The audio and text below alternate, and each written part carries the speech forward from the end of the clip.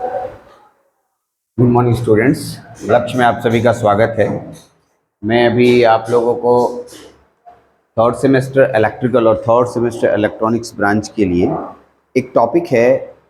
Third semester electronics में पढ़ना है EDC, electronics device and circuit, और थर्ड सेमेस्टर इलेक्ट्रिकल में पढ़ना है fundamental of basic electronics and digital electronics. इसमें एक टॉपिक है, उसका नाम है फेट। ठीक ठीक है, साफ साफ लिखा है इंपॉर्टेंट क्वेश्चन और फेट, और इसी में एक छोटा सा टॉपिक अटैच कर दिया है, उसका नाम है यूजेटी। तो इन दोनों टॉपिकों पे आज हम इन दोनों जो छोटे टॉपिक है, बहुत सारे स्टूडेंट का डिमांड है कि सर इससे इंपॉर्टेंट क्वेश्चन कैसे पूछेंगे एग्ज़ाम में, ये हमें थोड़ा सा ब्रीफ कर दीजिए। तो मैंने जो क्वेश्चन आपके सामने रखा है, ये मैं अपने एक्सपीरियंस के आधार पे दे रहा हूँ। मेरे एक्सपीरियंस के आधार पे आप जा सकते हैं और भरोसा कर सकते हैं, पढ़ सकते हैं। ठीक है, पूरी उम्मीद है क्वेश्चंस इसी में से रहेंगे, लेकिन इसके अलावा भी आपको अपने नोट्स को स्टडी करना होगा। ठीक है, तो चलते हैं एक एक करके क्वेश्चन को ध्यान देते हैं। सबसे पहला क्वेश्चन आपके पास है, उसका नाम है explain the working of N channel JFET और P channel JFET. Exactly अब एक स्टूडेंट का कहना ये होगा कि sir N channel JFET और पी चैनल जे फेट दोनों में से, ठीक है,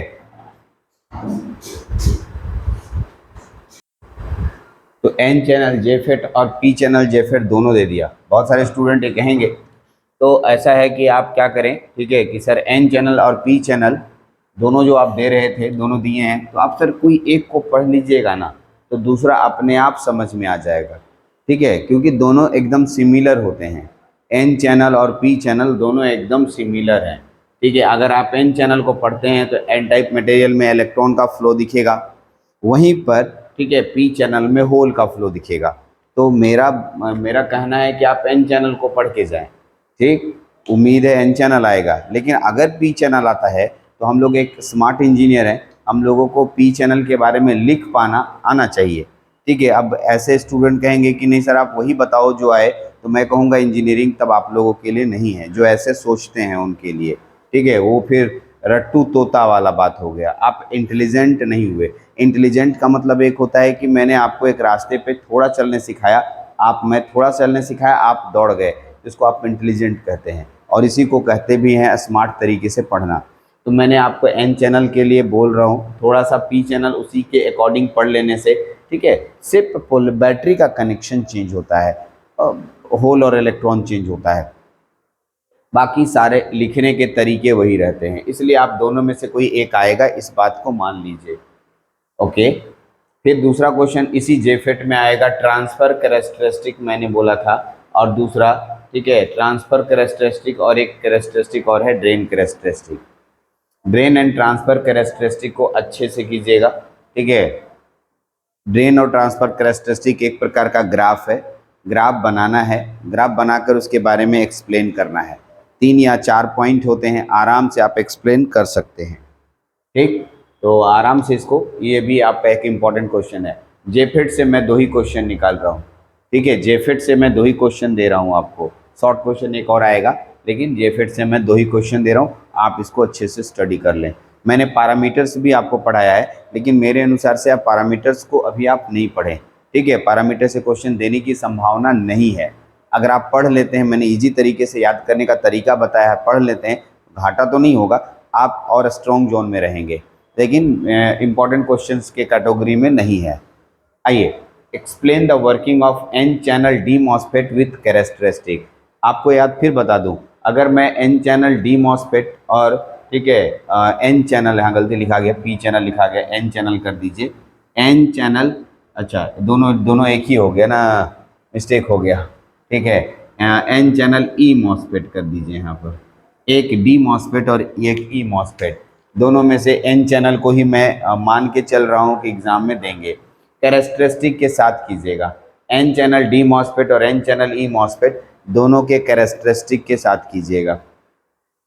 एक है डी मॉसफेट और एक है ई मॉसफेट, दोनों के एक एक का ऑपरेशन सीख जाइएगा अगर एन चैनल का, तो पी चैनल अपने आप बन जाता है। ठीक, इसको भी आप कर सकते हैं, दोनों में से कोई एक।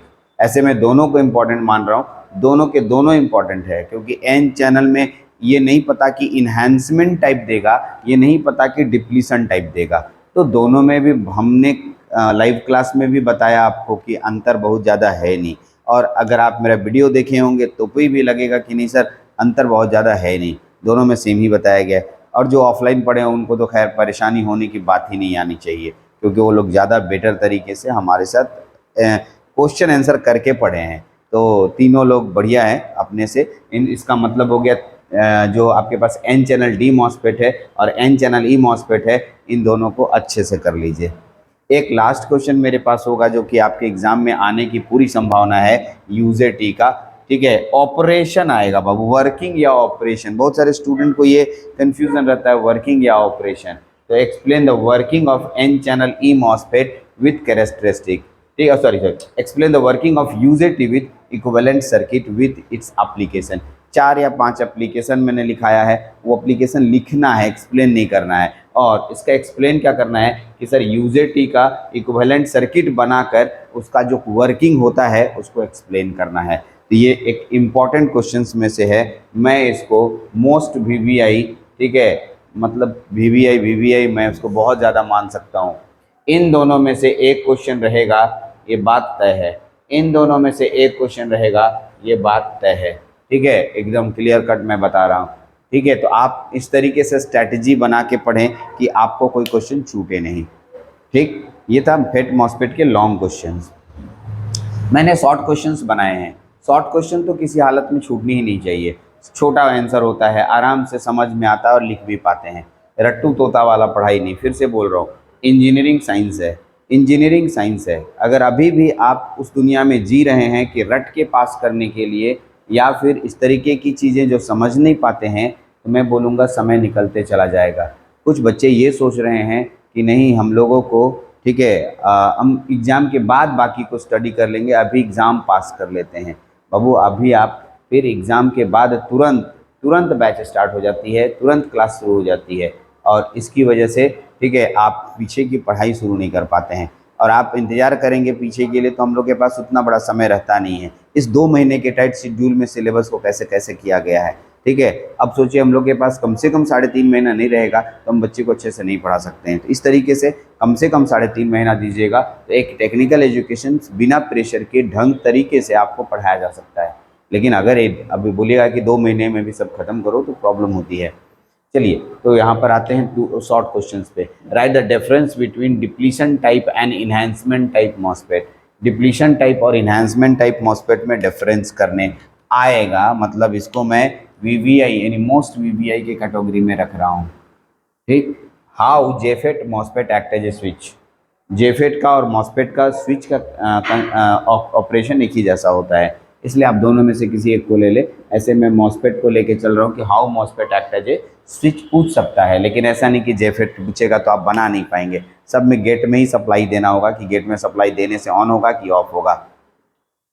Right the difference between BJT and FET. मेरे को ये क्वेश्चंस बीजेटी में ही डाल देना चाहिए था। मेरे को बाद में याद आया कि मैंने बीजेटी और फेट में डिफरेंस नहीं डाला है, तो मैं आपसे कहूँगा कि बीजेटी और एफईटी के बीच में डिफरेंस को अच्छे से कर लीजिए। ये एग्ज़ाम का मोस्ट वीवीआई क्वेश्चंस में से है। ठीक है, ओके, ध्यान देंगे, मोस्ट वीवीआई क्वेश्चन। और लास्ट क्वेश्चन, एक सिर्फ एक नॉलेज के पॉइंट ऑफ व्यू से ऐसा एक कोने में रहता है कि ये क्वेश्चन दे देगा कि सर एफईटी को यूनिपोलर बोलते हैं और बीजेटी को बाईपोलर कहते हैं, ऐसा क्यों। लेकिन मैं अपने से भी कह रहा हूँ कि हो सकता है ये क्वेश्चन एग्जाम में न दे, लेकिन मैं आपको यहाँ रख दिया कि एक बार आप ज़रूर उसको एक बार पढ़ दें। कि मैंने बताया था कि यूनिपोलर मतलब जिसमें only one type of charge के लिए टेक पार्ट इन कंडक्शन, और बाईपोलर का मतलब होता है जिसमें बोथ टाइप ऑफ चार्ज यानी इलेक्ट्रॉन और होल दोनों भाग लेते हैं। और यूनिपोलर में सिर्फ इलेक्ट्रॉन भाग लेगा या होल भाग लेगा, दोनों में से कोई एक भाग लेगा। तो एक इम्पॉर्टेंट यूनिट है, ये बहुत बड़ा यूनिट है और अच्छे से इस यूनिट को करना है। ठीक है, मैंने क्वेश्चन का फ्रेमिंग कर दिया है, आप इसके अकॉर्डिंग पढ़ें। अगर कोई परेशानी हो रही है तो डिस्कस करें, मेरा नंबर ऑन रहता है। ठीक है, हमेशा। अब तो मैं बहुत ज़्यादा फ्री हूँ और क्लासेस दे रहा हूँ। अब क्लासेस भी बच्चे नहीं देखते हैं, मतलब बहुत सारे बच्चे तो देखते ही नहीं, बहुत सारे बच्चे देखते हैं, बहुत सारे बच्चे नहीं देखते हैं। चलिए कोई बात नहीं, उनको इंटेलिजेंट होंगे या उनको समझ में आ गया होगा। ऑफलाइन के बच्चे नहीं देखते होंगे, सही बात है, क्योंकि उनका पूरा अच्छा से हुआ है। ठीक है, ऑनलाइन के बच्चे थोड़े पीछे रह गए क्योंकि वो टाइम शेड्यूल बना के नहीं पढ़े थे, वीडियोज़ ज़्यादा हो गया, उनको लगा कि वीडियोज़ इतना सारा हो गया। ठीक है, तो चलिए कुछ बच्चे किए भी हैं, उनको बहुत अच्छा। जो नहीं किए हैं उनसे रिक्वेस्ट होगा कि ज़रूर कर लीजिएगा बाबू, एग्ज़ाम के बाद ही करना है, कर लीजिएगा, क्योंकि आने वाले समय में उनका उपयोग होने वाला है। ठीक है, आप ही बोला, बार बार बोलता हूँ, आप ही के लिए एग्ज़ाम बना है और आप ही कर सकते हैं। ठीक है, आपके अलावा कोई दूसरा नहीं कर सकता है। ठीक, और इस बात को सोचकर इसको तैयारी कीजिए, और अगर इसमें कहीं परेशानी होती है तो हमको याद कीजिए, मैं हूँ आपके साथ। चलिए, थैंक यू, थैंक यू।